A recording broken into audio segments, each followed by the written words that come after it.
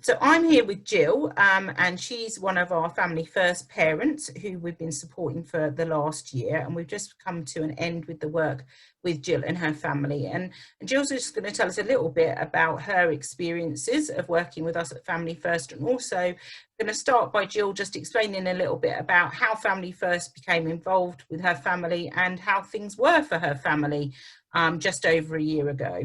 So, Gill, would you like to just share a bit about that? Yeah, before you got involved, my son was very much not wanting to go to school and was being sort of a bully to his younger sister, and she was getting very upset and lots of clashes at home, some of it being violent, which I think was the reason why the referral was put in, because obviously they were worried about their safety, not from my point of view, but from each other's point of view, hurting each other and their mental health, really. So things were quite tough for you at that time. Yeah. Yeah. So obviously one of the pastoral workers, family liaison workers at your local school referred you to Family First, and then I came and met you, didn't I, Gill, and sort of tried to find out a little bit more about what was going on for your family and how we might be able to support you, you know, during that time. And then we assigned you a volunteer, Ian, one of our volunteers, and Ian then started initially, didn't he, sort of visiting you for about an hour a week. And so how did you find that, Ian? How did Ian sort of support you during that time? Well, at first I was a bit worried, obviously, because it being male, but actually he was really nice. He's lovely. He's quite funny, actually. And he would just come over and just be sort of the voice of reason. So he'd sit there and he'd say, like, what's happened this week, and then he'd sort of like go over it and get the facts out of it, rather than the emotional side of it, and then work out what we could do from there every week. So whatever we were sorting out, whether it was speaking to the school or dealing with the children's behaviour at home, and yeah, so and I like Ian, he's nice. Yeah, so it was a really positive relationship, wasn't it? Once you got to know one another and you sort of understood each other a little bit more, you sort of built up a good relationship. And I think that really showed during the lockdown period, where obviously you were only really able to talk to each other on the phone, or obviously occasionally in the garden, or over, you know, something like Zoom, even. And did you find that still worked for you, that support, to some extent? Yeah, it did. Yeah, I like talking to him every week, so it was nice. I was waiting for that phone call and just chatting to him, and he'd just be like, right, well, we've done this or we've done that, or yes, we can do this, or we can give you that information, or I'll pass it over to Michelle and she'll come to the next meeting for this and for the school and things like that. So it's nice. Yeah, It's so nice to have someone there that was actually listening to you, that you kind of sort of just rant at, who wasn't gonna have a go at you back, kind of thing.